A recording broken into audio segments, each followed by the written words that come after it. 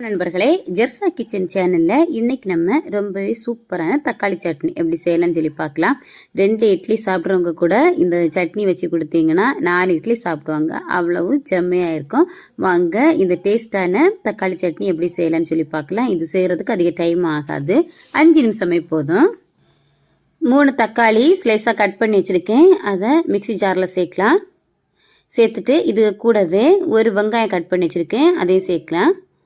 அப்புறம் இதில் கொஞ்சம் பெரிய சைஸில் ஒரு இஞ்சி சின்னதாக கட் பண்ணி வச்சுருக்கேன் அது, அப்புறம் 2 பல் பூண்டு, கூடவே கருவேப்பிலை, அப்புறம் அரை டீஸ்பூன் ஜீரகம், இதெல்லாம் சேர்த்து தண்ணி எதுவுமே சேர்க்காம நல்லா ஃபைன் பேஸ்ட்டாக அரைச்சி எடுக்கலாம். ஃபஸ்ட்டு இந்த மாதிரி நல்லா அரைச்சி எடுத்துக்கோங்க.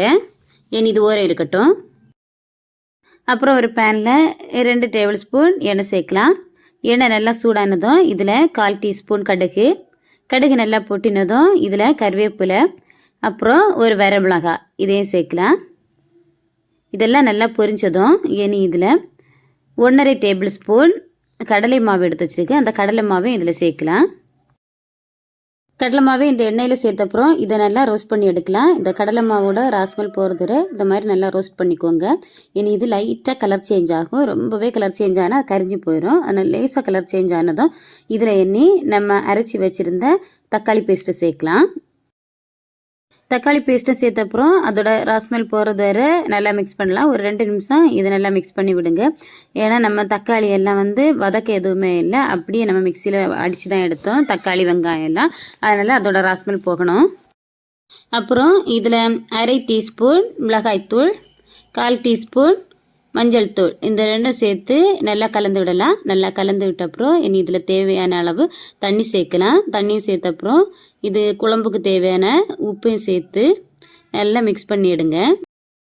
இனி இது நல்லா கொதிக்க ஸ்டார்ட் ஆகட்டும். நல்லா கொதிக்க ஸ்டார்ட் ஆனதும் இதில் 2 இன்ச்சு சைஸில் ஒரு பீஸ் வெல்லம் இதில் சேர்க்கலாம். வெல்லம் சேர்க்கும்போது இதோட சுவை இன்னும் அதிகமாக இருக்கும் நமக்கு. இனி இது நல்லா கொதிக்கட்டும். நல்லா கொதிச்சதை நம்ம ஃப்ளேம் ஆஃப் பண்ணிடலாம். அவ்வளோதாங்க, இப்போ நம்மளோட சூப்பரான தக்காளி சட்னி ரெடி.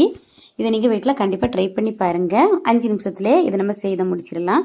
இந்த வீடியோ உங்களுக்கு பிடிச்சிருந்தா லைக் பண்ணுங்கள், உங்கள் ஃப்ரெண்ட்ஸ் எல்லாருக்கும் ஷேர் பண்ணுங்கள். மறக்காமல் சப்ஸ்கிரைப் செய்துட்டு பக்கத்தில் இருக்கிற பெல் பட்டனை கிளிக் பண்ணுங்கள்.